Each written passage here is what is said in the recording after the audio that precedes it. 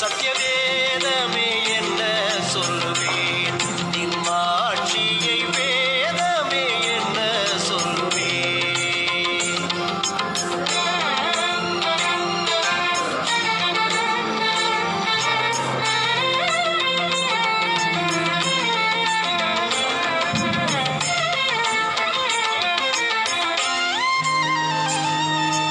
இருபுறம் கருக்குவள் தனிலும் நீ கூறே இகவரம் ரெண்டிற்கும் முன்வழி நேரே.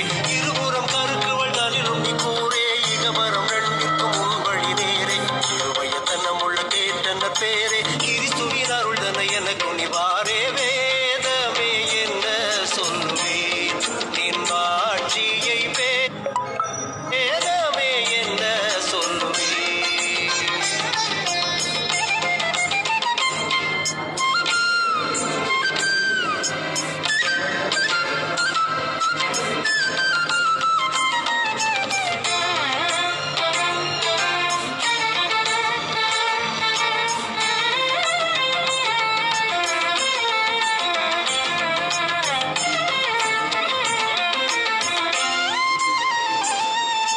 சிறியவர் பெரியவர் செல்வர்கள் வலியார், தீரர்கள் வீரர்கள் சீரியர் எளியார். சிறியவர் பெரியவர் செல்வர்கள் வலியார், தீரர்கள் வீரர்கள் சீரியர் எளியார். அறிஞர்கள் அல்லவர் ஆடவர் வெளியார், அனைவரும் அருந்திட அருந்திட சலியார். வேதமே என்ன சொல்வேன், நின் மாட்சியை வேதமே என்ன சொல்வேன்.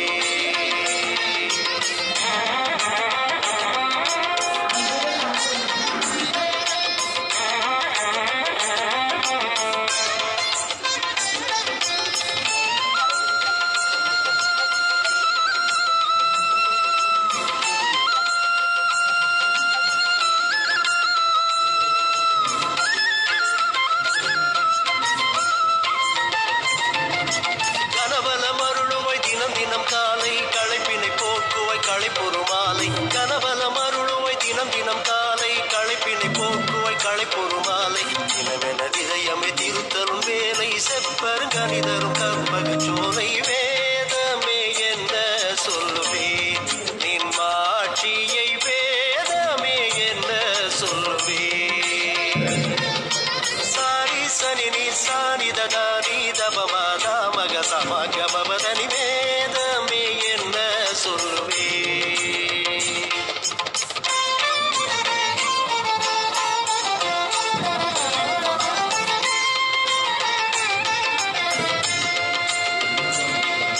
சாரி நீ சதானி பாதமா பம கம பதனி. வேதமே என்ன சொல்லுவேன்.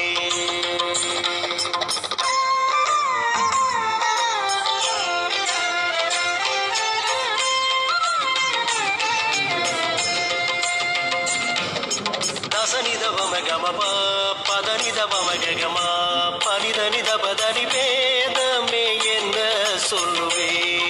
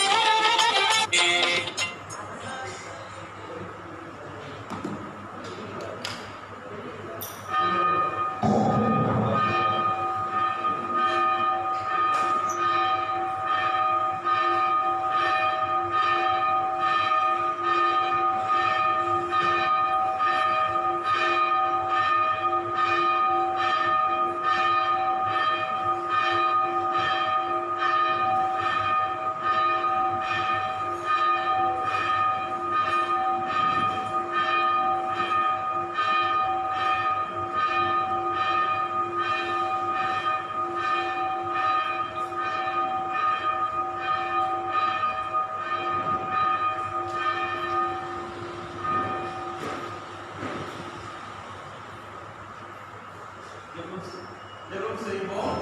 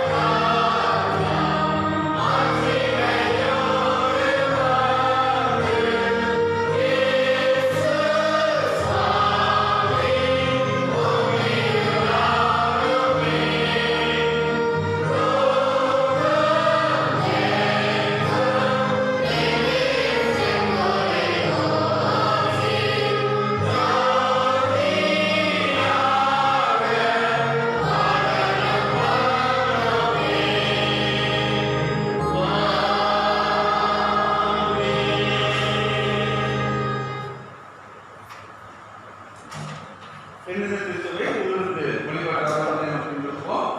சிறிய குழுவுக்கு 5வது சட்டம் நாம் நல்லபடியே ஜெபம் செய்வோம். எல்லா இதைகளையும் எல்லா துறைகளையும் எல்லா அரசும் நம்பிக்கை சர்வ கடவுளே நாம் தேவனுக்கு பரிபூர்ணமாய் அனுப்புகிறோம்.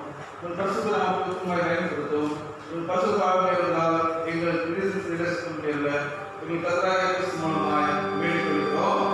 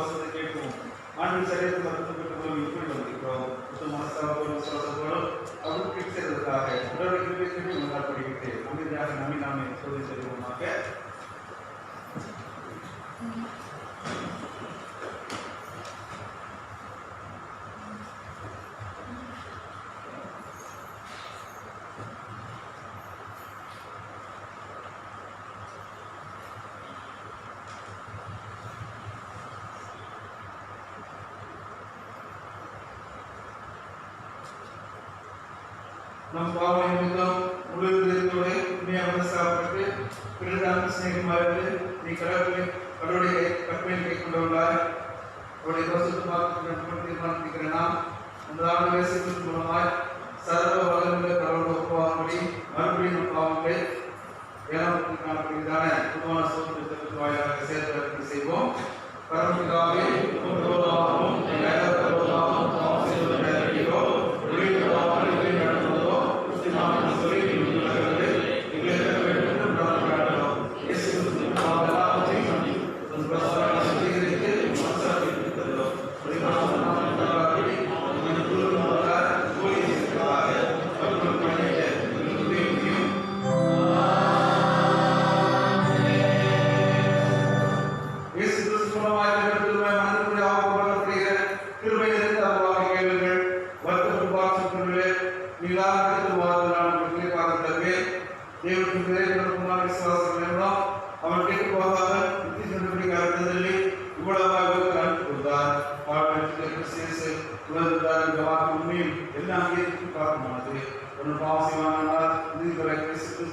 நமக்கு கருத்து பேச இருக்கிறார். நம்முடைய பாவம் செய்த கிருபாதாரமணி அவரே.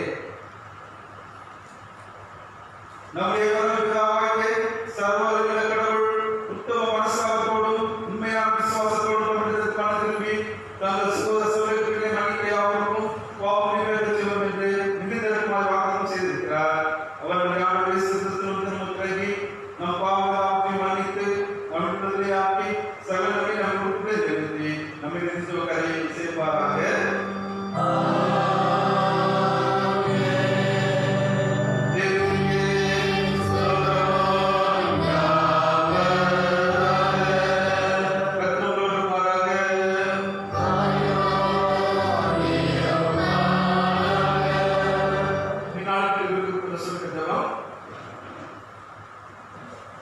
கடவுளே, திருமணத்தினை வழிபட ஒரு விரும்பினால் அறிஞர்களை வழிநடத்துகிறே. ஒவ்வொரு நாட்டில் உள்ள பேரறிஞரையும் பெரியவரையும் உம்மாண்டே வழிநடத்தும். அனைவரும் உம்முன் அடிமணியாகவும் நினைவுகளாகவும் உமக்கு கீழமையாகவும் மறுபடியும் எங்கள் ஆண்டவர் இயேசு கிறிஸ்துவை முன்னிட்டு தாழ்மையோடு வேண்டுகிறோம்.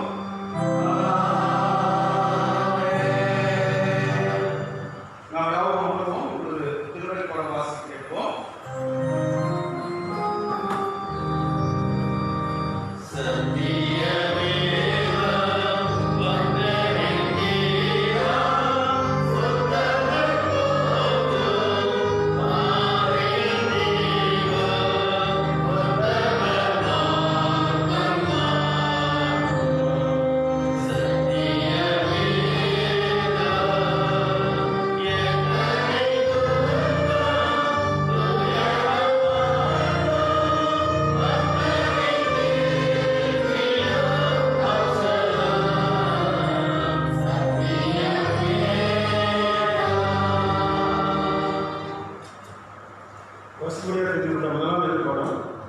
ஏசாயாவின் புஸ்தகம் 61ஆம் அதிகாரம் 1ஆம் வசனம் 11ஆம் வசனம். ஏசாயா 61ஆம் அதிகாரம் 1ஆம் வசனம். கர்த்தராகிய தேவனுடைய ஆவியானவர் என் மேல் இருக்கிறார். சிறுபட்டவர்களுக்கு சுவிசேஷ அறிவிக்கை கர்த்தர் என்னை அபிஷேகம் பண்ணினார். இருளையும் நுழைந்தவர்களுக்கு காயங்களையும் சிறைப்பட்டவர்களுக்கு விடுதலையும் கட்டுறுத்தலையும் கூறவும் கர்த்தருடைய அனுகிரக வருஷத்தையும் நம்முடைய தேவ நீதியை செய்யப்பட்ட நாளில் போலவும் வேறுபட்ட அனைவருக்கும் ஆறுதல் செய்யவும் சீவன்களை வீரர்களை சீர்படுத்தவும் அவர்களுக்கு சாம்பலுக்கு பதிலாக சிங்காரத்தையும் வீரத்துக்கு பதிலாக ஆனந்த தைலத்தையும் கொடிய ஆவிக்கு பதிலாக துணியின் உடையையும் கொடுக்கவும் அவர் என்னை அனுப்பினார். அவர்கள் கர்த்தர் தம்முடைய நினைவு நாட்டின நீதியின் உச்சங்கள் நடத்துபவர்கள். அவர்கள் நெடுங்காலம் பாளையங்களை கட்டி ஊர்வத்தில் நிர்மலமானவர்களை எடுத்து தலைமையாக இணைந்து கிடந்த பல கட்டங்களை இதுவாக கட்டுவார்கள். மறுக்கையாக இருந்து கொண்டு உங்கள் மந்திரை வைத்து அந்நியத்திற உங்கள் பணியாற்றலும் உங்கள் திராட்சைக்காரமாக இருப்பார்கள். நீங்களோ கர்த்தரின் ஆசிரியர் என்று சொல்லப்படுவீர்கள். உங்களை தேவன் நமது தேவனுடைய பணியாளர்கள் என்பார்கள். நீங்கள் ஜாதியின் செல்வத்தை அனுமதித்து அவர்கள் மேலே கொண்டு மேலே பாராட்டுவீர்கள். உங்கள் ரத்தத்துக்கு பதிலாக எத்தனையோ பெறப்படும் கட்சிக்கு பதிலாக தங்கள் பாவத்தில் சந்தோஷப்படுவார்கள். அதிநிமித்தம் தங்கள் தேசத்தில் வெட்டுப்பாத சுதந்திரம் அடைவார்கள். நித்திய மகிழ்ச்சி அவர்களுக்கு உண்டாகும். கர்த்தராகிய நான் நியாயத்தின் நம்பி கொள்ளை பொருளால் இருந்த தகவலை இருக்கிறேன். நான் அவர்களுக்கு உண்மையாக்கி அவர்களுடைய நிதி உடன்படிக்கை பண்ணுவேன். அவர்கள் சந்ததியானது ஜாதியின் அணிலும் அவர்கள் சந்தானமானது ஜனங்களிலும் அறியப்பட்டிருக்கும். அவர்களை பார்க்க யாவரும் அவர்கள் ஆசீர்வாதப்பட்ட சந்ததியர் என்று அறிந்து கொள்வார்கள். கர்த்தருக்கு பூரிப்பாய் மகிழ்கிறேன். என் தேவனுக்குள் என் ஆத்மா கழிவு இருக்கிறது. மணவாளன் அவர்களினால் தன்னை அலங்கரித்துக் கொள்வதற்கும் மணவாட்டியின் அருகினால் தன்னை சிங்கரித்துக் ஒப்பாக அவர் ரட்சிப்பின் வஸ்திரத்தை எனக்கு கொடுத்து நீதியை சார்பு எனக்கு தெரிவித்தார். பூமி தன் பூண்டியை வெளியிடுவது போலவும் தோட்டம் தண்ணீர் விதைக்கப்பட்டவர்களை வெளியிடுவது போலவும் கர்த்தராகிய ஆண்டவர் எல்லா ஜாதிகளுக்கும் முன்பாக நீதியும் துதியையும் எடுத்து கொள்வார் என்பது பசுமை எல்லாம் எழுதப்பட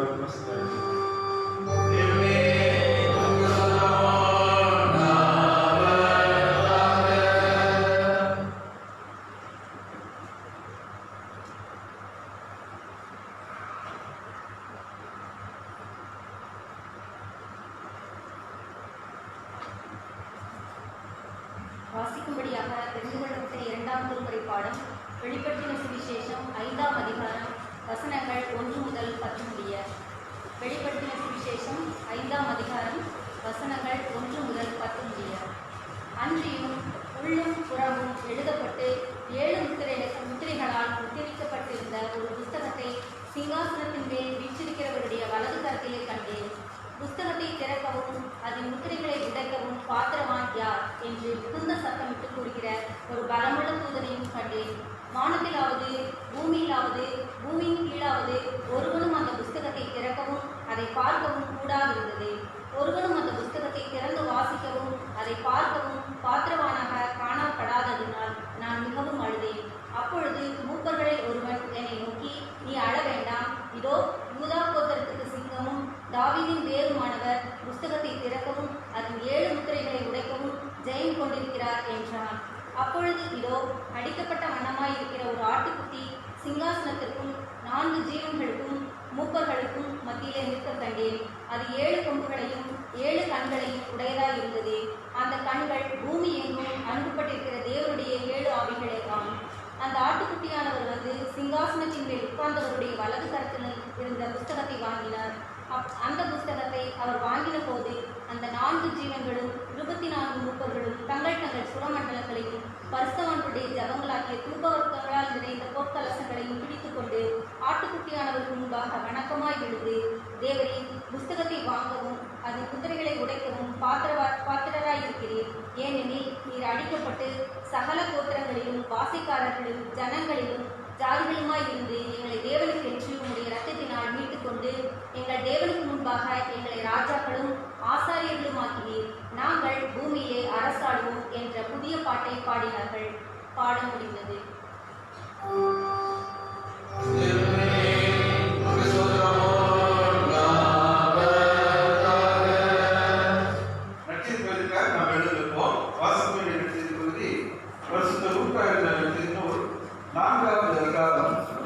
வசனங்கள் 14 முதல் 21 வரை. லூக்கா எழுதின நற்செய்தி நூல் 4ஆம் அதிகாரம் வசனங்கள் 14 முதல். பின்பு இயேசு ஆவியானவருடைய பலத்தினாலே கலிலேயாவுக்கு திரும்பி போனார். அவருடைய கீர்த்தி சுற்றிலும் இருக்கிற தேசத்திற்கும் பரப்பியது. அவருடைய ஜெப ஆலயங்களில் அவர் உபதேசித்து எல்லா நாளும் கொல்லப்பட்டார். தாம் வளர்ந்தவர்களாக ஆசிரியருக்கு அவர் வந்து தம்முடைய வளர்ப்பின்படியே ஓய்வு நாளில் ஜெப ஆலயத்தில் பிரவேசித்து வாசிக்க எழுந்திருக்கிறார். அப்பொழுது ஏசியர் என்ற புத்தகம் அவரிடத்தில் கொடுக்கப்பட்டது. அவர் புத்தகத்தை நிறுத்தும் போது, கர்த்தருடைய ஆவியானவர் என் மேல் இருக்கிறார், தரித்திரருக்கு சுவிசேஷத்தை பிரசங்கிக்கும்படி என்னை அபிஷேகம் பண்ணினார்.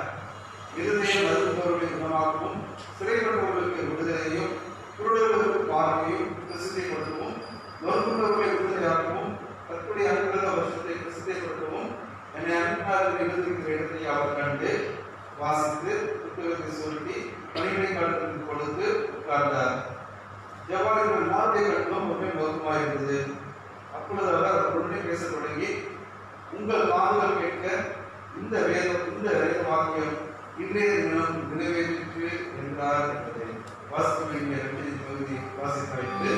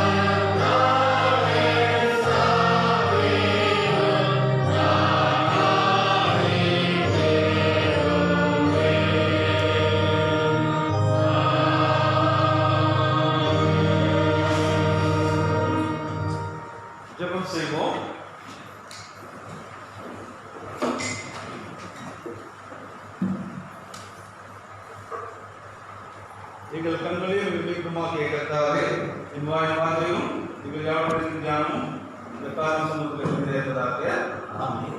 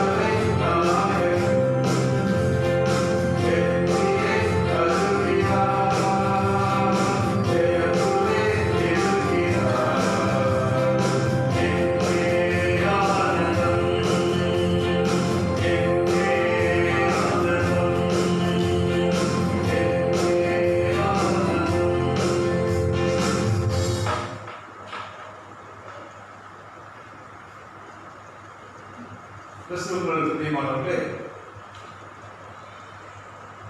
இந்த வருடத்தினுடைய முதல் ஞாயிற்றுக்கிழமை கிறிஸ்து பிறந்த திருநாளுக்கு பின்வரும் 2வது ஞாயிற்றுக்கிழமையின் காலை நேரத்தில் நாம் சிந்திக்கும்படியாக நமக்கு கொடுக்கப்பட்டுள்ள தலைப்பு விடுதலைக்கான திருவெளிப்பாடு. விடுதலைக்கான திருவெளிப்பாடு என்ற தலைப்பின் அடிப்படையிலே ஒரு சில காரியங்களை நாம் சிந்திக்கும்படியாக இந்த இடத்துல நாம் கூடி வந்திருக்கிறோம். ஆண்டவராகிய இயேசு கிறிஸ்து பிறந்த பொழுது அவருக்கு தரிசனத்திலே சொல்லப்பட்ட காரியம், அவள் ஒரு குமாரனை பெற்றிருப்பார், அவளுக்கு இயேசு என்று பெயரிடுவார்கள். இயேசு என்பதற்கு நம்மை விடுவிக்கிறவர் என்று அர்த்தமாம் என்று சொல்லி சொல்லப்பட்டதை நாம் பார்க்கிறோம். அவ்விதமாக அவர் இம்மானுவேல் என்று பெயரிடுவார்கள், இம்மானுவேலுக்கு தேவன் நம்மோடு இருக்கிறார் என்ற அர்த்தமாம் என்று சொல்லி சொல்லப்படுவதை நாம் பார்க்கிறோம். மத்தேயு 1ஆம் அதிகாரம் 21ஆம் வசனத்தில் அவள் ஒரு குமாரனை பெறுவார், அவருக்கு இயேசு என்று பெயரிடுவாயாக, ஏனெனில் அவர் தமது ஜனங்களின் பாவங்களை நீக்கி அவர்களை ரட்சிப்பார் என்று சொன்னார். ஜனங்களின் பாவங்களை நீக்குகிற ஆண்டவர், விடுதலை தருகிற ஆண்டவர் என்ற தலைப்பின் அடிப்படையில் இந்த நாளில் ஒரு சில காரியங்கள் நாம் சிந்திக்க நாம் முற்படுவோம். அதற்கு ஆதாரமாக லூக்கா நற்செய்தி நூலிலே 4ஆம் அதிகாரத்திலிருந்து நாம் வாசிக்க கேட்டோம். 3வது திருமறை பாடமாக நாம் அதை வாசிக்க கேட்டோம். அந்த லூக்கா 4ஆம் அதிகாரத்தினுடைய துவக்கத்திலே நாம் பார்க்கிற பொழுது, இயேசு பரிசுத்த ஆவியினாலே நிறைந்தவராய் யோர்தானை விட்டு திரும்பி ஆவியானவராலே வனாந்திரத்துக்கு கொண்டு போகப்படுகிறார். ஆண்டவராகிய இயேசு கிறிஸ்து திருமுழுக்கு எடுக்கிறார் யோவான் ஸ்நானன் மூலமாக. அதற்கு பின்பதாக ஆவியானவர்னாலே அவர் நிரப்பப்பட்டு அவர் திரும்பவும் வனாந்திரத்துக்கு நேராக அவர் கொண்டு போகப்படுகிறதை நாம் பார்க்கிறோம். அங்கு 2வது பார்க்கிறோம், 40 நாள் பிசாசினால் சோதிக்கப்பட்டார். அந்த நாட்களில் அவர் ஒன்றும் ருசியாக இருந்தார். அந்த நாட்கள் முடிந்த பின்பு அவருக்கு பசி உண்டாயிற்று. 3 சோதனைகள் ஆண்டவருக்கு வந்ததாக நற்செய்தி நூலிலே நாம் வாசிக்கிறோம். அவை அவருக்கு பசி உண்டாகிற பொழுது இந்த கல்லுகளை அப்பமாக்கும்படி கட்டளையிடும் என்று சொல்லி அவர் சொல்லுவதை நாம் பார்க்கிறோம். இயேசு அந்த 3 சோதனைகளையும் அவர் வெற்றி பெற்றவராக வருகிறதை நாம் பார்க்கிறோம். ஆக இந்த உலக வாழ்க்கையில் நம்மை கட்டி போடும்படியாக, நம்மை பாவத்துக்கு நேராக வழிநடத்தும்படியாக சாத்தானானவன் தொடர்ந்து கொண்டே இருக்கிறார். ஆண்டுடைய ஊழிய காலத்தின் ஆரம்பத்திலேயே ஆண்டவரையே அவர் கட்டி போடும்படியாக அவன் சோதிக்கிறதை நாம் பார்க்கிறோம். சோதனையை சகிக்கிற மனுஷன் பாக்கியவான் என்று சொல்கிற நிலைகளில் எவ்வளோ பெரிய சோதனை வந்தாலும் அது தப்புவதற்கான ஓங்கையும் ஆண்டவர் நமக்கு ஏற்படுத்தி தந்திருக்கிறார். ஆகவே விடுதலையை தருகிற ஆண்டவரை இந்த நாளிலே நாம் தரிசிக்க வந்திருக்கிறோம். அவரிடத்திலே நம்மை ஒப்படைக்கவும் அவர் நம்மை வழிநடத்தும்படியாக ஜெபிக்குவோமாக நாம் வந்திருக்கிறோம். இந்த வருடத்தினுடைய வாக்குத்தத்தத்தை நாம் பார்க்கிற பொழுது உபாகமம் 31ஆம் அதிகாரம் 28ஆம் வசனத்திலே நாம் வாசிக்கிறோம். கர்த்தர் தாமே நமக்கு முன்பாக போகிறவர், அவர் நம்மோடு இருப்பார், அவர் நம்மை விட்டு விடுவதும் இல்லை, நம்மை கைவிடுவதும் இல்லை, நாம் பயப்படவும் கலங்கவும் வேண்டிய அவசியம் இல்லை. இவை கடவுள் நமக்கு முன்பதாக போய் நமக்கு வேண்டிய எல்லா விதமான ஆயத்தங்களையும் செய்து நம்மை விடுதலை வாழ்வுக்கு நேராய், பாவம் இல்லாத பரிசுத்தமான வாழ்க்கைக்கு நேராய் நம்மை வழிநடத்துவதற்கு, பயம் இல்லாதபடி, அச்சம் இல்லாதபடி நாம் வாழ்வதற்கு ஏற்ற ஒரு சூழலை அவர் ஏற்படுத்தியதை நாம் பார்க்கிறோம். அத்தகைய ஆவியானவர் நமக்கு விடுதலை நாயகனாக நாளிலே இருக்கிறார். அந்த விடுதலையை நாம் பெற்றுக்கொள்வதற்கு நாம் ஆயத்தமாக இருக்கிறோமா? அதுதான் இந்த நாளிலே நாம் தலைப்பாக சிந்திக்க இருக்கிறோம். 14ஆம் வசனத்தில் நாம் பார்க்கிறோம். லூக்கா 4:14 பின்பு இயேசு ஆவியானவருடைய பலத்தினாலே அவர் கலிலேயாவுக்கு திரும்பி போனார். 40 நாள் சோதிக்கப்பட்ட பின்பு அவர் திரும்பவும் ஆவியினாலே பலனடைந்து அவர் கலிலேயாவுக்கு திரும்பி போகிறார். அவருடைய கீர்த்தி சுற்றிலும் இருக்கிற தேசம் எங்கும் பரவிட்டு அவருடைய ஜெப ஆலயங்களில் அவர் உபதேசித்தார். எல்லாரும் புகழ்ந்தார்கள். கலிலேயா பணி என்பது ஒரு சிறப்பான பணி என்பதாக நாம் பார்க்கிறோம். அங்கு ஆண்டவர் அநேக அற்புதங்களை, அடையாளங்களை அவர் செய்திருக்கிறார். ஜெப ஆலயங்களை சென்று அவர்களுக்கு உபதேசம் பண்ணினார். இது யூதேய தேசத்தில் இருந்தாலும் இது புறையின மக்கள் வாழ்கிற ஒரு பகுதி என்று சொல்லப்படுவதை நாம் பார்க்கிறோம். கலிலேயா என்பது அதிகமாக யூதர்கள் அல்லாத மக்கள் வசிக்கக்கூடிய ஒரு பகுதி என்று சொல்லுவார்கள். இப்போ இந்த கலிலேயாவிலே ஆண்டவர் உபதேசம் பண்ணுகிறார். எல்லாராலும் அவர் புகழப்படுகிறார். அவர் யோவான் நற்செய்தியிலே நாம் வாசிக்கிறோம் 1ஆம் அதிகாரத்தில் அவர் தமக்கு சொந்தமானதினாலே அவர் வந்தார், அவருக்கு சொந்தமானவர்களே ஏற்றுக்கொள்ளவில்லை என்று சொல்லி நாம் பார்க்கிறோம். ஆனால் இந்த இடத்துல அவருக்கு சொந்தம் இல்லை. ஆனாலும் அவரை அதிகமாக ஏற்றுக்கொண்டு அதிகமாக எல்லாராலும் புகழப்படுகிறதை நாம் பார்க்கிறோம். லூக்கா 4:15 அவருடைய ஜெப ஆலயங்களில் அவர் உபதேசித்து எல்லாராலும் புகழப்பட்டார். இப்பொழுது கலிலேயாவிலிருந்து ஆண்டவர் என்ன செய்கிறார்? அவர் தாம் வளர்ந்த ஊராகிய நாசரேத்துக்கு, தன்னுடைய சொந்த ஊருக்கு அவர் வருகிறார். 16ஆவது வசனத்தில் நாம் பார்க்கிறோம். தாம் வளர்ந்த ஊராகிய நாசரேத்துக்கு அவர் வந்து தம்முடைய வழக்கத்தின்படியே ஓய்வு நாளில் ஜெப ஆலயத்திலே பிரவேசித்து வாசிக்க எழுந்து நின்றார். அப்பொழுது ஏசாயா தீர்க்கதரிசன புத்தகம் அவருடைய கரங்களிலே கொடுக்கப்படுவதை நாம் பார்க்கிறோம். அவர் அதை எடுத்து வாசிக்கிறார். கர்த்தருடைய ஆவியானவர் மேல் இருக்கிறார், தரித்திரருக்கு சுவிசேஷத்தை பிரசங்கிக்கும்படி என் அபிஷேகம் பண்ணினார், இருதயம் நறுங்குண்டவர்களை குணமாக்கவும், சிறைப்பட்டவர்களுக்கு விடுதலை பண்ணவும், குருடர்களுக்கு பார்வை பிரசித்திப்படுத்தவும், நொறுங்குண்டவர்களை விடுதலையாக்கவும், கர்த்தருடைய அனுகிரக வசத்தை பிரசித்திப்படுத்தவும் என்னை அனுப்பினார் என்று எழுதியிருக்கிற பகுதி. அதைத்தான் ஏசாயா முதலாவது பாடமாக வாசிக்கட்டும். ஏசாயா 61ஆம் அதிகாரத்திலே முதல் 3 வசனங்களே நாம் அதை பார்க்க முடியும். இந்த பகுதி அவர் எழுந்து வாசிக்கிறார். அதில் எந்த விதமான பிரச்சனையும் இல்லை. அவர் வெளியிடங்களுக்கு சென்று அவர் பிரசங்கித்தார். எல்லாராலும் புகழப்பட்டார். அநேக ஆண்டவரை அறிந்து கொள்வதற்கு உதவியாக இருந்தது. அநேக அற்புதங்களை, அடையாளங்களை அவர் இடத்தில் அவர் செய்தார். எல்லாரும் ஆண்டவர் பேரில் விசுவாசம் வைத்தார்கள். ஆனால் தன்னுடைய சொந்த ஊருக்கு அவர் வருகிறார். தாம் வளர்ந்த ஊராகிய நாசரேத்துக்கு அவர் வருகிறார். வந்து அவரிடத்திலே புத்தகச்சொல் கொடுக்கப்படுகிறது, வாசிக்கும்படியாக அதை வாசிக்கிறார். வாசித்து என்ன செய்கிறார்? அமருகிறார். எழுதியிருக்கிற இடத்தை கண்டு வாசித்து புத்தகத்தை சுருட்டி பணிக்காரர்களை கொடுத்து உட்கார்ந்தார். ஜபாலயத்தினுடைய எல்லாருடைய கண்களும் அவருடைய நோக்கமாக இருந்தது. ரொம்ப ஆச்சரியம் விதமாய் பார்க்கிறார்கள்.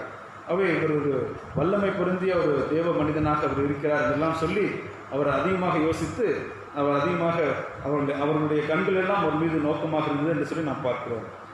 இன்றைய நாளிலும் நாம் ஆண்டவரை வழிபடியும் வழியாக வந்திருக்கிறோம். என்ன நோக்கத்தோடு இந்த ஆலயத்தில் வந்திருக்கிறோம் யாருக்கும் தெரியாது. அப்போ இந்த ஆலயத்தில் நாம் எதற்காக வந்திருக்கிறோம் யாருக்கும் தெரியாது. நமக்கு மட்டுமே தெரியும். என்னுடைய பிள்ளையினுடைய திருமண காரியம் நல்லபடியாக நடக்க வேண்டும். என்னுடைய குழந்தையினுடைய ஆப்ரேஷன் நல்லபடியாக நடைபெற வேண்டும். என்னுடைய குடும்பத்தில் இருக்கக்கூடியவர்களுக்கு இருக்கக்கூடிய பலவீனம் நீங்க வேண்டும். என்னுடைய கடன் பிரச்சனை நீங்க வேண்டும். எங்களுடைய வியாதி நீங்க வேண்டும் என்றெல்லாம் சொல்லி ஒவ்வொருவரும் ஒரு ஜெப குறிப்போடு கூட நாம் அமர்ந்து கொண்டிருக்கிறோம். மனிதன் முகத்தை பார்க்கிறான், கர்த்தரோ இருதயத்தை பார்க்கிறார். அவை எல்லாருடைய கண்களும் ஆண்டவர் மீது நோக்கமாக இருந்தது. எல்லாருடைய கண்களும் அவர் மீது நோக்கமாக இருந்தது. அது நன்மையானதாக இருந்ததா, தீமையானதாக இருந்ததா? ஒரு சிலர் ஆலயத்துக்கு வருகிற பொழுதே ஐயரை ஏதாவது குறை சொல்லலாம். யார் அப்படி சொல்கிறதுக்கு இல்லை. ஐயரை ஏதாவது குறை சொல்லலாமா, அல்லது பொறுப்பாளர்களே அல்லது செக்ஸ்டனை அல்லது வேறு யாராவது குறை சொல்ல வரலாமா, ஏதாவது குறை கண்டுபிடிச்சு அந்த ஆலயத்தினுடைய அந்த அமைதியை குறைத்து போடலாமா இதெல்லாம் சொல்லி கூட வரலாம். நான் யாரையும் தவறாக சொல்லவில்லை, இருக்கிற இந்த நிலையை நான் சொல்லுகிறேன். ஏன் என்று கேட்டால் இந்த பகுதி அப்படி சொல்லுகிறது நாம் பார்க்கிறோம். எல்லாரும் பெரிய கண்களும் அவர் மீது நோக்கமாக இருந்தது என்று சொல்லி நாம் பார்க்கிறோம். 21ஆம் வசனத்தை நாம் பார்க்கிறோம். அப்பொழுது அவர் அவர்களுடைய பேச தொடங்கிறார். ஆண்டவர் இந்த பகுதியை வாசிக்கிறார். மற்ற ஊர்களெல்லாம் சென்று வாசிக்கிறார். எல்லாரும் அவரை புகழ்கிறார்கள். அந்த இடத்துல அநேக அற்புதங்களெல்லாம் செய்கிறார். தன்னுடைய சொந்த ஊருக்கு அவர் வருகிறார். சொந்த ஊரில் வந்து அந்த ஏசாயா 61ஆம் அதிகாரத்தை அவர் வாசித்து உட்கார்ந்தார். உட்கார்ந்து விட்டு அதில் இருக்கக்கூடிய காரியத்தை விளக்கி சொல்லுகிறார். அதில் என்ன எழுதியிருக்கிறது என்று சொல்லி அவர்களுக்கு விளக்கி சொல்லும்படியாக என்ன செய்கிறார். அப்பொழுது அவர் அவர்களோடு கூட பேச தொடங்கி, உங்கள் காதுகள் கேட்க இந்த வேறு வாக்கியம் இன்றைய தினம் நிறைவேறிற்று என்று சொல்லி அவர் சொல்லுகிறார். அங்குதான் இயேசு கிறிஸ்துவுக்கு பிரச்சனையே வந்தது என்று சொல்லி நான் பார்க்கிறோம். நான் தான் ஆவியானவராலே அனுப்பப்பட்டு வந்தவர், கடவுளாலே அனுப்பப்பட்டு வந்தவர். கர்த்தருடைய ஆவியானவர் என்மேல் இருக்கிறார். அவர்கள் மேசியா வருவார், வந்து இந்த கிரேக்க அரசை அவர் முற்றிலுமாக அகற்றி தங்களுக்கு ஒரு விடுதலை வாழ்வை அவர் தருவார் என்று சொல்லி எல்லாரும் எதிர்பார்த்து கொண்டிருக்கிறார்கள். அந்த எதிர்பார்த்து கொண்டிருக்கிற மேசியா நான் தான் என்று சொல்லி ஆண்டவர் சொல்லுகிற பொழுது அவர்களால் ஏற்றுக்கொள்ள முடியவில்லை என்று சொல்லி நான் பார்க்கிறோம். அதைத்தான் இந்த இடத்தில் நான் பார்க்கிறோம். அப்பொழுது அவர் அவனோடு கூட பேச தொடங்கி, உங்கள் காதுகள் கேட்க இந்த வேறு வாக்கியம் இந்த தினம் நிறைவேறிற்று என்று அவர் இடத்துல சொல்லுகிறார். அவர் சொன்னது உண்மையா பொய்யா? உண்மையாக தான் சொல்லியிருக்கார். ஏனென்றால் நம் அனைவருக்குமே தெரியும், ஆண்டவர் எவ்விதமாக கன்னிமேல் இடத்துல கர்ப்பவித்து அவருக்கு பிறக்கப் போகிறார் என்றெல்லாம் சொல்லி தேவதூதர்களுக்கு முன்னறிவிக்கிற அந்த காரியம், சாஸ்திரிகள் வந்து அவரை பணிந்து கொள்ளக்கூடிய காரியம், இதெல்லாவற்றையும் நாம் பார்த்துவிட்டு இப்பொழுது இயேசு கிறிஸ்து 30 வயது நிறைவடைந்தவராக திரும்பவும் ஊழியத்துக்கின்ற தன்னை அர்ப்பணித்து வருகிறார். பிசாசினாலே சோதிக்கப்படுகிறார். சோதனைகளால் வென்று தொடர்ந்து பணியாற்றும்படியாக அவர் வருகிற பொழுது அநேக இடங்களிலே சென்று அவர் பணிகளை நிறைவேற்றி முடித்துவிட்டு அவர் தன்னுடைய சொந்த ஊருக்கு வருகிற பொழுது அந்த சொந்த ஊர் ஜனங்கள் ஏற்றுக்கொள்ளவில்லை என்றதாக நாம் பார்க்கிறோம். அவர் தமக்கு சொந்தமானதினாலே வந்தார், சொந்தமானவர்கள் அவர்களை ஏற்றுக்கொள்ளவில்லை. எப்படி ஏற்றுக்கொள்ளவில்லை பாருங்கள். எல்லாரும் அவருக்கு நற்சாட்சி கொடுத்து அவருடைய வாயிலிருந்து புறப்பட்ட கிருபையுள்ள வார்த்தைகளை குறித்து ஆச்சரியப்பட்டு, இவன் யோசேப்பின் குமாரன் அல்லவா என்று சொல்லி அவர் சொல்லுகிறார்கள். இவர் பிறப்பே நமக்கு தெரியாதா? அவங்க அப்பா யோசேப்பு, அவங்க அம்மா மரியா, அவருடைய சகோதரர் தான் நம்ம இடத்துல இருக்கிறாங்க. இவர் வந்து பெரிய ஆவியானவர் சொல்லி தன்னை சொல்லிக் கொள்கிறார், என்மேல் இருக்கிறான் எல்லாம் சொல்லுகிறார். ஆனால் உபதேசம் நன்றாக இருக்கிறது, பேசுகிற வார்த்தைகள் நன்றாக இருக்கிறது. ஆனால் அவர் சொல்லுகிற அந்த கருத்தை ஏற்றுக்கொள்ள முடியவில்லை என்று சொல்லி அவர்கள் என்ன செய்கிறார்கள்? 23ஆம் வசனத்தில் நாம் பார்க்கிறோம். அவர் அவர்களை நோக்கி வைத்தியனே, உன்னைத்தானே குணமாக்கிக்கொள் என்கின்ற பழமொழியை சொல்லி, நாங்கள் கேள்விப்பட்ட கப்பர்நகூமில் உன்னால் செய்யப்பட்ட கிரியைகள் எவைகளோ அவைகளை ஊராகிய இவ்விடத்திலும் செய் என்று நீங்கள் என்னுடன் சொல்லுவீர்கள் என்பது நிச்சயம் என்று சொல்லி அவர் சொல்லுகிறார். இங்கே தான் நான் சொன்னேன், மைண்டு ரீடிங்கை ஆண்டவர் அறிந்து கொள்கிறார். நீ என்னை பார்க்குற பார்வை, நீ என்னிடத்துல கேட்குற மாதிரி இருக்குது. என்ன கேட்குற மாதிரி இருக்குது? வைத்தியனே, உன்னைத்தானே நீ குணமாக்கிக்கொள் என்கின்ற பழமொழியை நீங்கள் சொல்வதைப் போல் எனக்கு இருக்கிறது. கப்பர்நகூமில் உங்களால் செய்யப்பட்ட கிரியைகளோ அவைகளை உன்னூராக இடத்திலே ஏன் நீ செய்யவில்லை என்று சொல்லுவதைப் போல இருக்கிறது. நீங்கள் அறிகிறதை நான் உணர்கிறேன் என்று சொல்லிவிட்டு ஆண்டவர் சொல்லுகிறார். ஆனாலும் தீர்க்கதரிசி ஒருவனும் தன் ஊரிலே அங்கீகரிக்கப்பட மாட்டான் என்று மெய்யாகவே உங்களுக்கு சொல்கிறேன் என்று சொல்லி அவர் சொல்லுகிறார். வைத்தியனே, உன்னைத்தானே நீ குணமாக்கிக்கொள். சுகவீனமாக இருக்கக்கூடிய ஒரு வைத்தியர் எப்படி ஒரு சுகமுள்ள ஒரு சுகவீனமான மனிதனுக்கு அவர் வைத்தியம் கொடுக்க முடியும்? வைத்தியனே தன்னைத்தானே குணப்படுத்திக்கொள் என்று சொல்லி அவர் சொல்லுகிறார். அந்த வைத்தியர் என்று சொல்லுகிற காரியம் யார் என்று கேட்டால், யாத்திராகமம் 15ஆம் அதிகாரம் 26வது வசனம். நானே உன் பரியாரியாகிய கர்த்தர் என்று சொல்லி ஆண்டவர் சொல்லுகிறார். வைத்தியர் யார்? ஆண்டவர். நீ உன்னையிலேயே குணப்படுத்திக்கொள் என்று சொல்லுகிறது எந்த விதத்திலே நியாயம்? நான் தான் இந்த உலகத்திற்கு வந்த ஆண்டவரால் அனுப்பப்பட்டு வந்த மேசியாவாகிய கிறிஸ்து. நீங்கள் என்னை ஏற்றுக்கொள்ளாதபடிக்கு நீ என்ன வைத்தியனா, நீ என்ன எங்களுக்கு மேல் அதிகாரியா, நீ என்ன அவரால் அனுப்பப்பட்ட மேசியாவா என்றெல்லாம் சொல்லி கேட்பதை நான் உணர்கிறேன் என்று சொல்லி அவர் சொல்லுகிறார். இன்னும் நாம் பார்க்கிறோம், நீ என்னை விசுவாசிக்கிற பொழுது எகிப்து தேசத்திலே வந்த ஒரு வியாதியும் நிறுத்தினா வர மாட்டேன் என்று சொல்லி ஆண்டவர் சொல்கிறார். 2 நாளாகவும் 7:14 என் நாமம் தெரிவிக்கப்பட்ட என் ஜனங்கள் தங்களை தாழ்த்தி ஜெபம் பண்ணி என் முகத்தை தேடி தன்னுடைய பொல்லாத வழிகளை விட்டு திரும்பினால் அப்பொழுது பரலோகத்திற்கிற நான் கேட்டு அவருடைய பாவங்களை மன்னித்து அவர் தேசத்துக்கு சேமத்தை வருஷிப்பேன் என்று சொல்லி ஆண்டவர் சொல்கிறார். அவை குணப்படுத்துகிறவர் ஆண்டவர் என்பது இயேசு கிறிஸ்துவுக்கும் தெரியும்.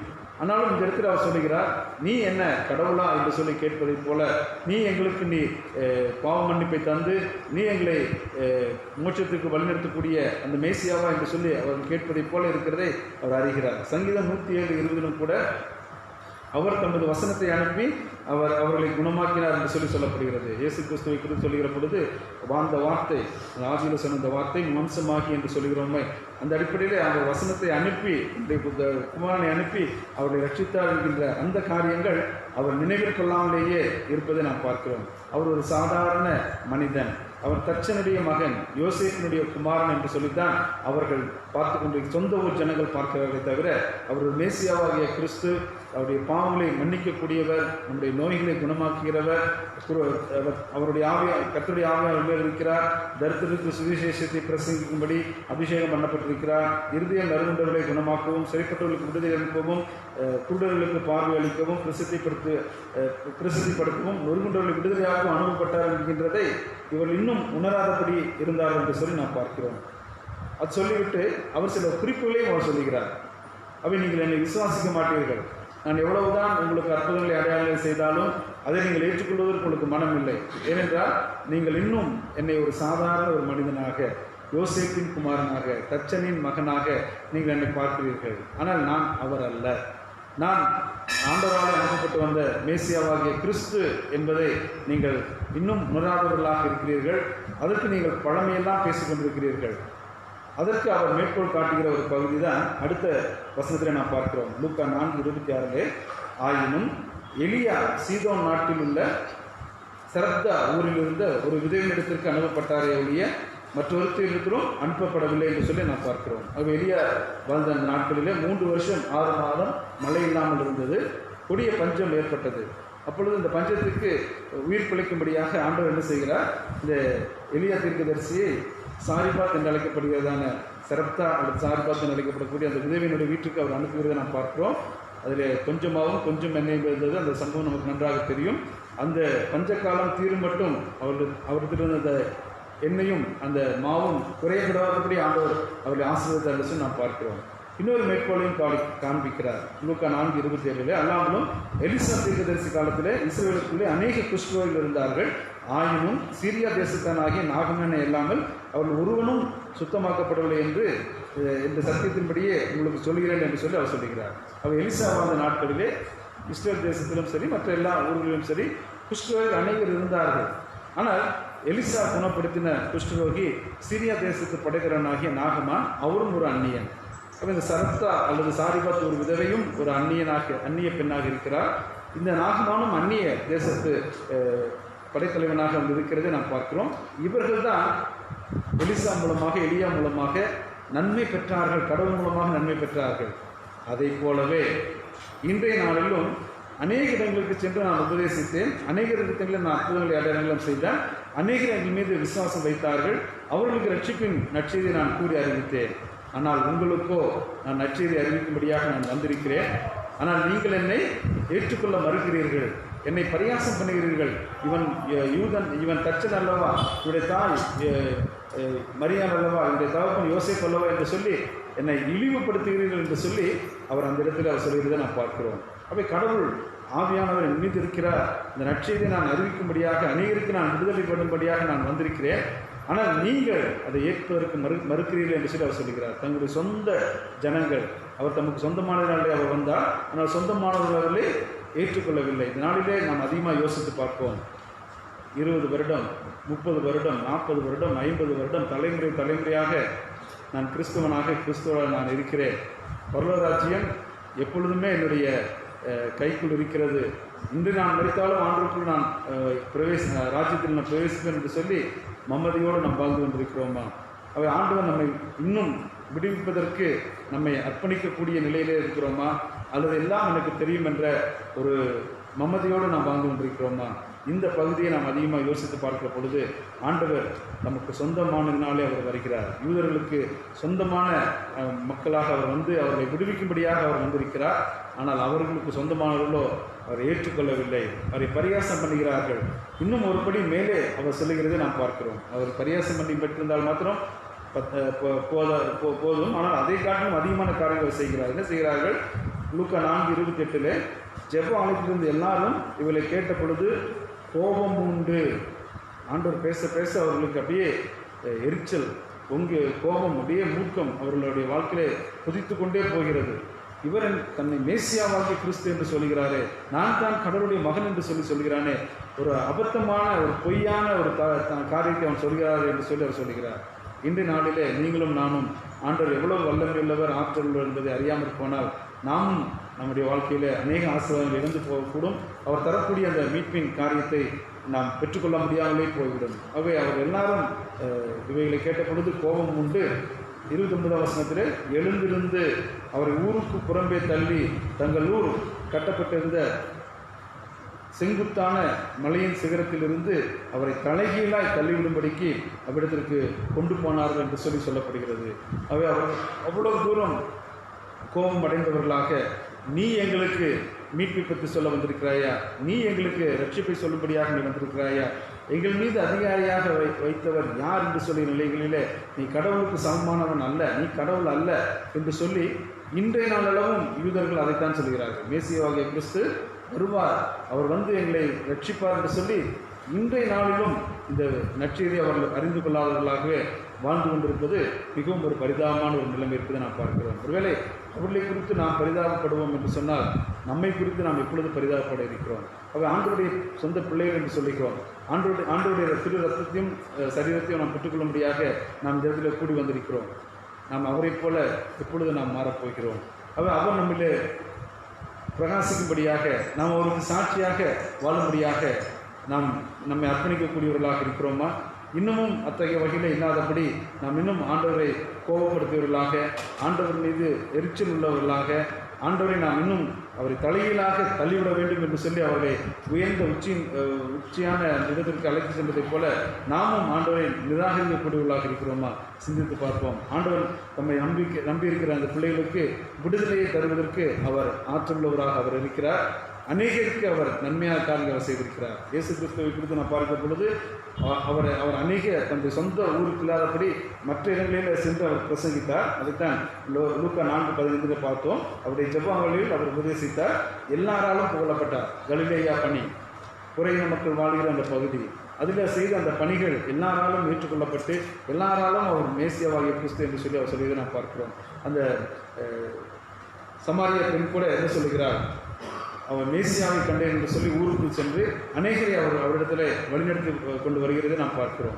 அவை அநேகர் ஆண்டவர் மெய்யான கிறிஸ்து என்று சொல்லி அறிந்து கொள்ளுகிற இந்த நாட்களிலே நீங்களும் நானும் ஒருவேளை அவரை ஏற்றுக்கொள்ளாதபடி அவரை கிறிஸ்து என்று சொல்லி நாம் அறிந்தும் அவருடைய சொற்களுக்கு நாம் இறங்கி நடக்காதபடி இருப்போம் என்று சொன்னால் நாமும் பரிதவிக்கக்கூடிய நிலையிலே நாம் இருப்போம் என்பதை நாம் மறந்து போக வேண்டாம். ஆகவேதான் ஆண்டவர் சொல்லுகிறார், வைத்தியனை உன்னைத்தானே நீங்கள் 23ஆம் வசனத்தில் பார்க்கிறோம். லூக்கா 4:23 அவரை நோக்கி வைத்தியனை உன்னைத்தானே குணமாக்கிக்கொள் என்கின்ற பழமொழியை சொல்லி என்னை ஏலம் பண்ணுகிறீர்கள், நான் சொல்லுகிற வார்த்தைகளுக்கு நீங்கள் செவி கொடுப்பதில்லை, என்னை பரியாசம் பண்ணுகிறீர்கள், இது உங்களுக்கு ஒரு பரிதாபமான நிலைமை என்று சொல்லி அவருடைய அந்த நிலையை அவர் சொல்லுகிறார்.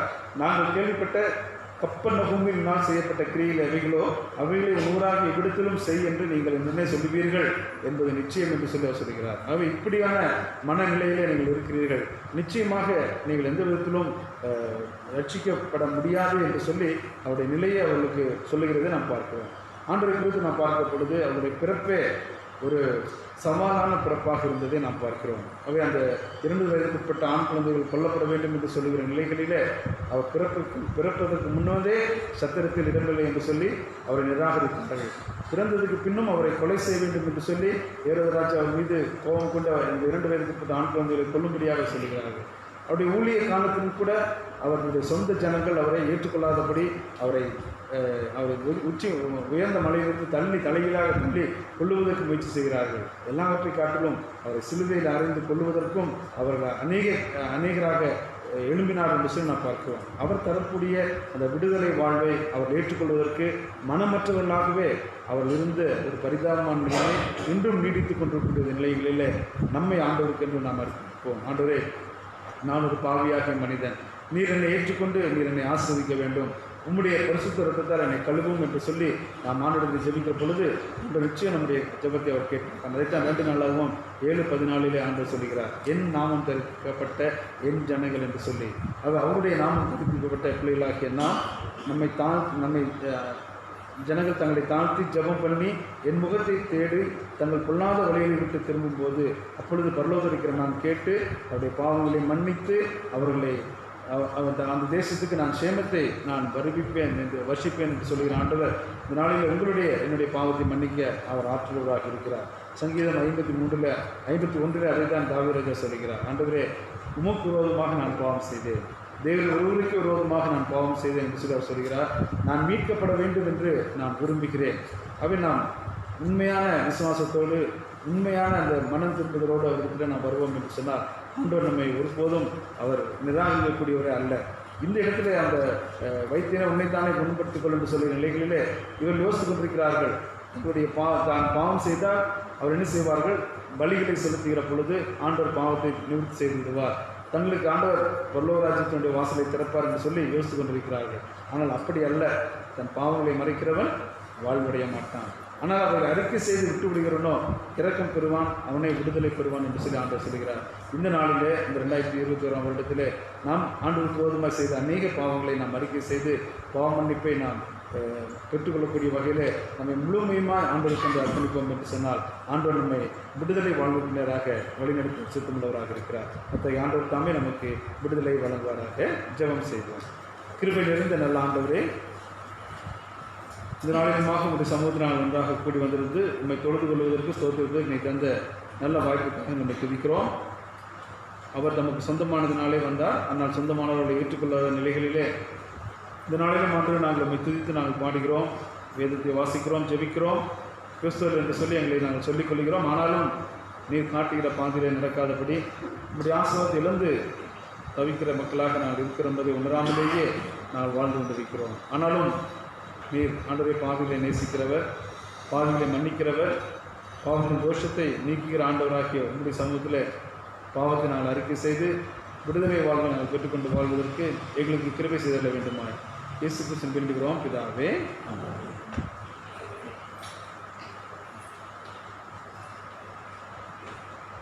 நாம் யாரும் எழுந்திருக்கு 9ஆம் இசையா விசுவாச பிரமாணத்தை செய்வோம். 9ஆம் இசையா விசுவாச வானத்தையும் பூமியையும்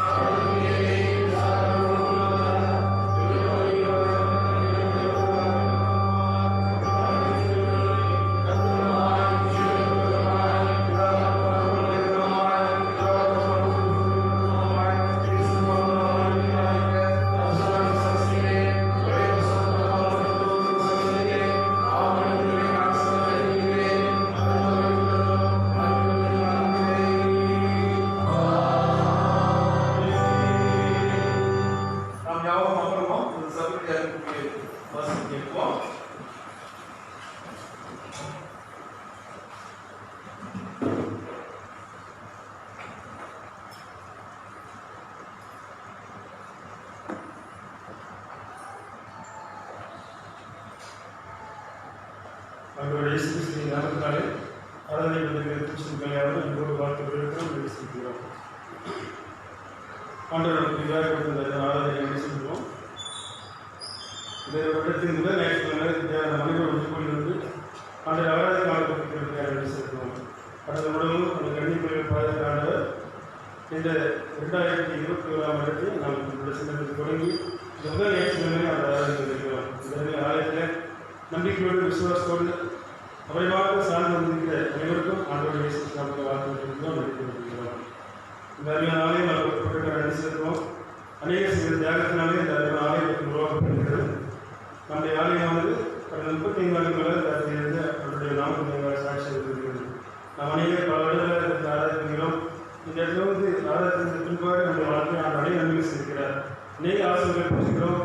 நாம் 10 வருடத்துக்கு முன்பாக 70 இருந்தோமோ அதை காட்டிலும் ஆண்டவர் இந்த ஆலயத்திலிருந்து ஆராதிப்பதற்கு நிமித்தமாக ஆண்டவரை நாம் ஒருவன் நிமித்தமாக நம்பி இருக்கிறோம். ஆண்டவர் வாழ்க்கையை பெரிய அற்புதம் செய்கிறார், உருவாக்கியிருக்கிறார்.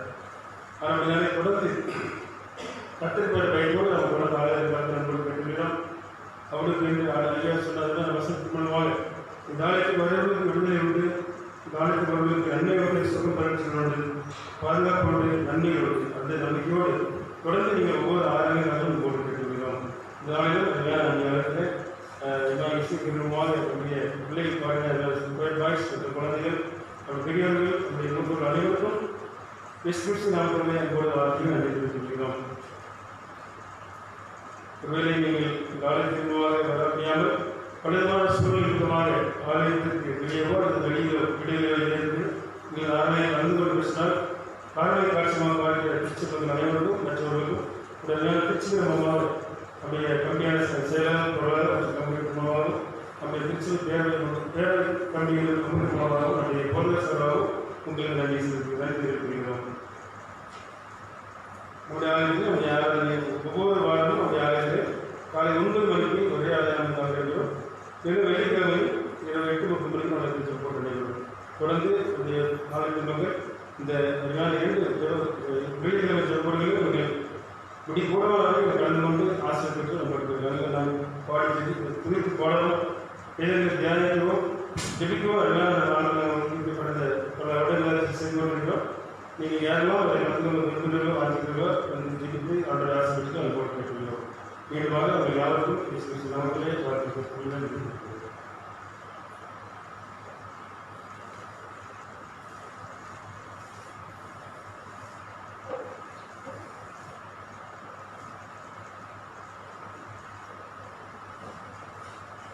கிறிஸ்துமஸ் புது வருட ஆராதனைகளில் ஆலயத்தை அலங்கரிக்க உதவி அனைவருக்கும் நன்றிகளை தெரிவித்துக் கொள்கிறோம். மேலும் ஒளி அமைத்து கொடுத்த லக்கி அவர்களுக்கும் பாதுகாப்பு வழங்கிய காவல்துறையினருக்கும் ஆராதனை கலந்து கொண்ட உங்கள் அனைவருக்கும் நன்றிகளையும் வாழ்த்துக்களையும் தெரிவித்துக் கொள்கிறோம். உருமாற்றம் பெற்றுள்ள கொரோனா வைரஸ் நம்மை பாதிக்காத வண்ணம் ஆலய ஆராதனைகளுக்கு வருகிற போது கண்டிப்பாக முகக்கவசம் அணிந்ததற்கு வர வேண்டும். சானிடைசர் கொண்டு கைகளை கழுவி வர வேண்டும். உடல் வெப்பநிலை பரிசோதித்த பின் உள்ளே வர வேண்டும். சமூக இடைவெளியை அவசியம் கடைபிடிக்க வேண்டும். திருமறை, பாமாலை, கீர்த்தனை, ஜெப புஸ்தகம் சொந்தமாக கொண்டு வர வேண்டும். 10 வயதுக்கு கீழ் 65 வயதுக்கு மேல் வருவதை தவிர்க்க வேண்டும். சளி, இருமல், காய்ச்சலுக்கு பின் தனிமைப்படுத்திக் கொள்ளும்படியாக கேட்டுக்கொள்கிறோம். தனிமைப்படுத்தப்பட்ட பகுதியிலிருந்து வருவதையும் நீங்கள் தவிர்த்துக் கொள்ளுங்கள். ஆலய ஆராதனைக்கு பின் கூட்டமாக கூடுவதை தவிர்க்கும்படி கேட்டுக்கொள்கிறோம். அரசு காட்டுகிற வழிமுறைகளை நாம் பின்பற்றி உருமாற்றம் பெற்றுள்ள அந்த கொரோனா நோய் கிருமிகள் அளித்திட ஒத்துழைப்பு கொடுப்போம். உங்களது சந்தா மற்றும் வேற தொகைகளை தவறாமல் நீங்கள் செல்லும்படி கேட்டுக்கொள்கிறோம். இந்த வருடத்தினுடைய வாக்குறுதி வசனத்தை வைக்கப்பட்டிருக்கிறது. எடுத்து செல்லாத எடுத்து செல்லலாம். கட்டுத்தாமே உங்களுக்கு முன்பாக போகிறவர் அவர்களோடு இருப்பார். அவருடைய விட்டு விலகுவதில்லை, உங்களை கைவிடுவதில்லை. நீ பயப்படவும் கலக்கவும் மாட்டாங்க. உபாகமம் 31:28. இந்த வாரத்தில் பிறந்த நாளில் திருநாளில் இயக்கக்கூடிய திருச்சபையின் சார்பாக வாழ்த்துக்களை தெரிவித்துக் கொள்கிறோம். பிறந்த நாள் செல்வி ஆர். ஜோசபின் ராஜேந்திரன், திருமதி அபிகாயில் செல்வகுமார், திரு ஜே. ரவீந்திரகுமார், திருமதி ஜெபசெல்வி சோபியா, திரு சி. டேவிட் ராஜ், திரு எஸ். கிங்ஸ்லி, செல்வன் ஆர். சாமுவேல் தனசிங், செல்வி ஜி. Steffi N C. ஞானராஜ், திருமதி மஞ்சு இமானுவேல், திரு டி. செல்வராஜ், திரு ஜே. தனசிங், திருமதி அனிதா ரதி. திருமண நாளை கொண்டாடுபவர்கள் திரு வசந்தகுமார், திருமதி ஜி மரியா செல்வம், திரு ஜானி ஆபரா, திருமதி ஜவா ஆனந்தி, திரு இமானுவேல், திருமதி மஞ்சு, திரு ஏ கிருபாகர், திருமதி நவீனா கிருபாகர். இவர்களுக்கான வாக்குத்தத்தம், கர்த்தர் உங்களையும் உங்கள் பிள்ளைகளையும் வர்த்திக்க பண்ணுவார். சங்கீதம் 115:14. கர்த்தர் உங்களையும் உங்கள் பிள்ளைகளையும் வர்த்திக்க பண்ணுவார். சங்கீதம் 115:14. யாருடைய பேராது பிறந்த நாளிலே திருநாளை இருந்தால் இடத்திலே தெரிவித்து அன்போடு கூட கேட்டுக்கொள்கிறோம்.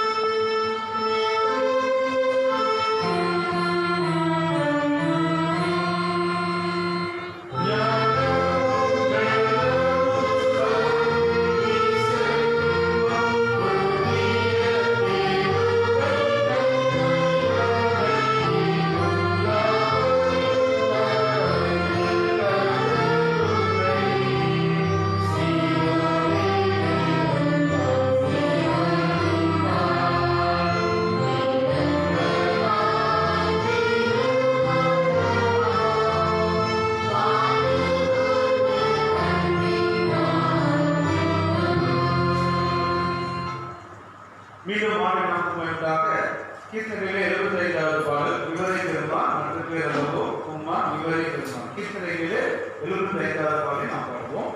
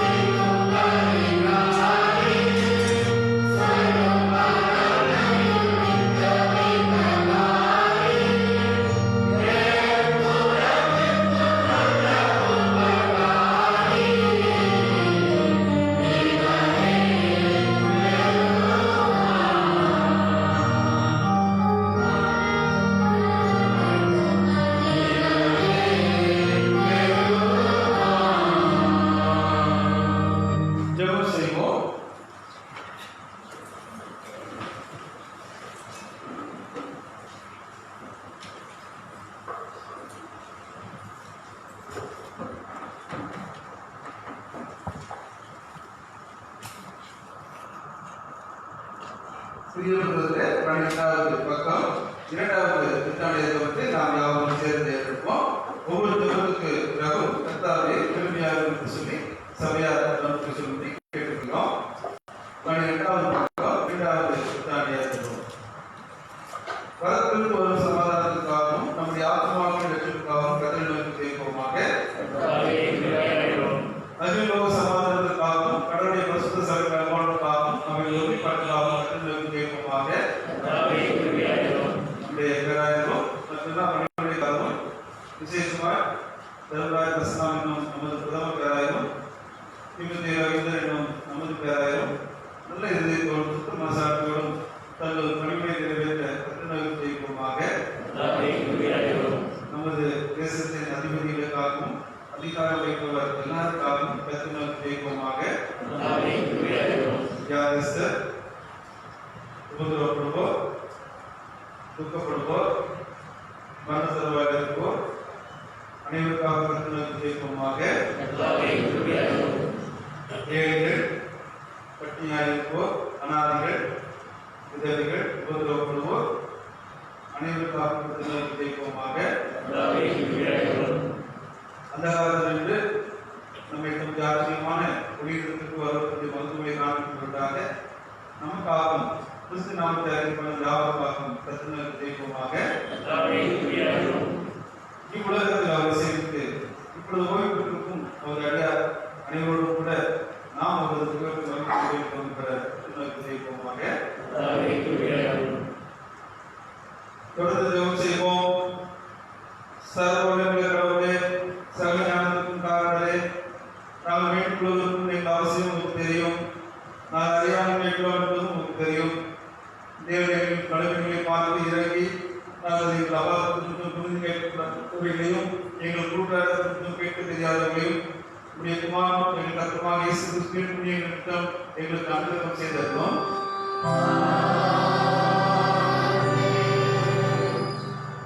நமது கர்த்தராகிய இயேசு கிறிஸ்துவின் கிருபையும் தேவனுடைய அன்பும் பரிசுத்தவான்களுடைய ஐக்கியமும் நம் அனைவரோடும் கூட எப்பொழுதும் இருப்பதாக.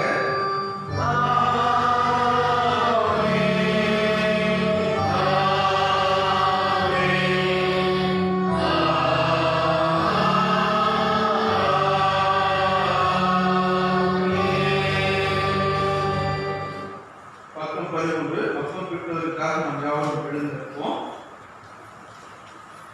இதோ சகோதரருக்கு வாசப்படுகிறது எவ்வளவு நன்மை எவ்வளவுமானது. அந்த ஒரே நாம் எல்லாரும் பங்குபெறுகிறபடியால் அநேகர் நாம் ஒரே சரீரமாக இருக்கிறோம்.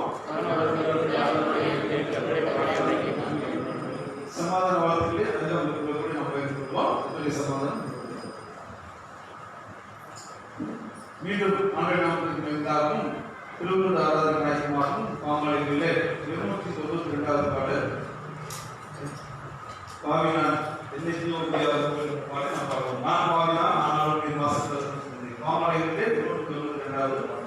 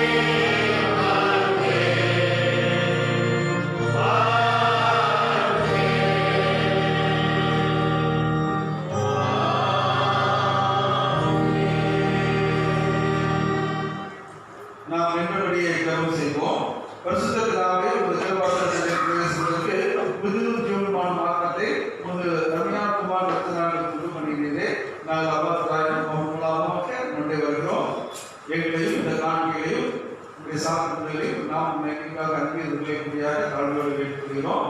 வானத்திலும் பூமியிலும் உண்மையெல்லாம் இந்த கருத்துல வாங்கி உண்மையை கொடுக்கிறோம்.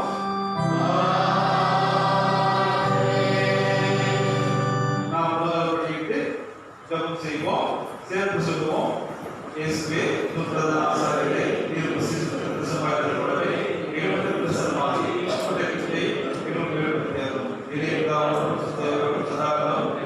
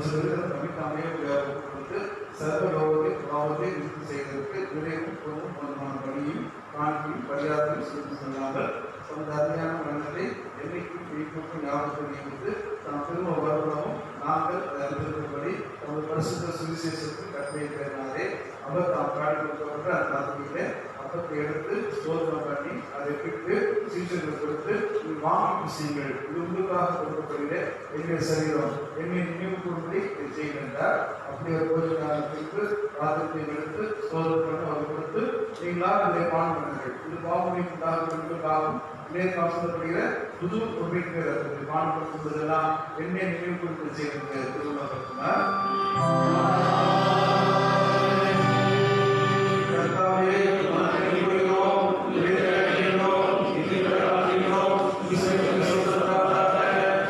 அதனாலே குமாராகிய எங்கள் நாடுமையான பாடலையும் மந்தத்தையும் மைஞானத்தையும் நினைவு கொடுத்து அடிவராக நாடுடைய கட்டுப்படியே அவர் திரும்ப வாழ்வதும் ஒரு நினைவு கொடுத்து செய்கிறோம். அவர் எனக்காக நன்றி சொல்கிறோம்.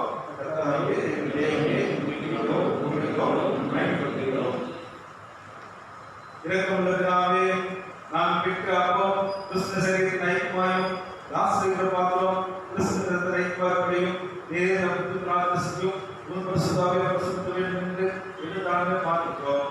நாம் எல்லா நாளும் கிறிஸ்துவாகி விசுவாசத்தில் வழிபடவும் கலையாக எல்லாருக்கும் வளர்க்க செய்யும். அவரோடும் பரிசுத்தாவோடும் காரணமாய் சகல நலம் மகிமையும் என்னைக்கு உண்டாவதாக.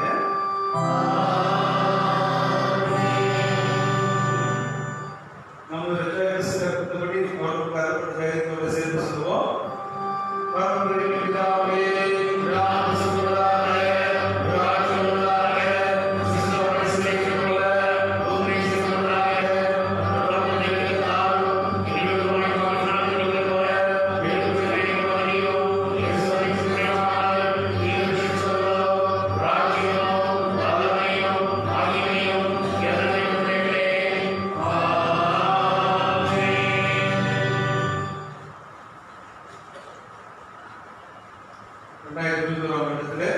முதல் ஞாயிற்றுக்கிழமை காலை ஆரம்பத்திலே இங்கேக்கு வந்து கூறியதாக நாம் தகுதி உள்ளவர் அல்ல. ஆண்டவர் நம்மை தகுதி கொண்டதற்காகவும் உத்தரவிட்டார்களே நாம் ஏற்றுவதுமாய் வாங்கி ஆண்டவருக்கு முன்னுடலாக நாம் தீர்க்கத்தக்கதாகவும் கடவுளுக்கு கல்தர காலமே கிடைத்ததை நாம் யாவும் சேர்ந்து சொல்வோம். இறக்கமுள்ள கர்த்தாவே,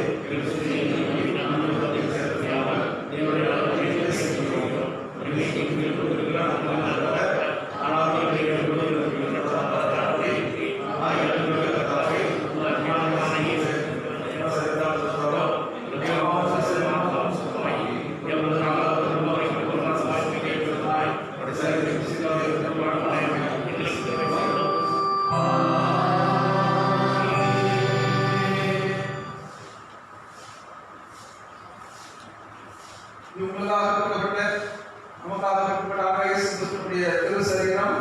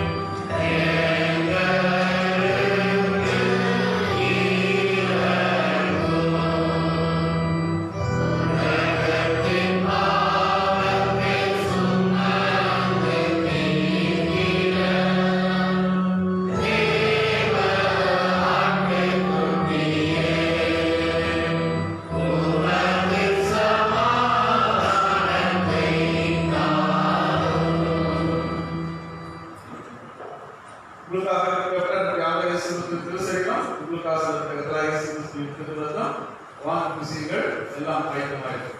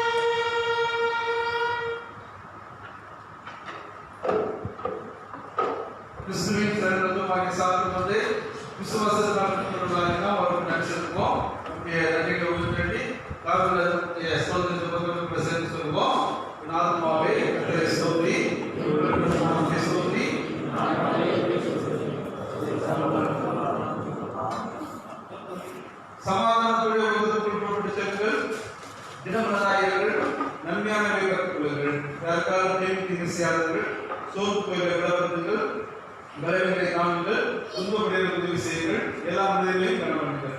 பரிசுத்தாவின் சந்தோஷத்தை ஆண்டுகளாக கூர்ந்து அவரே செய்வீர்களாக. பிதா குமாரன் பரிசுத்தாவியமாகிய சர்வவல்லமையுள்ள தாசனுக்கு பேருது எப்போது நம்முடைய இருக்கிறது.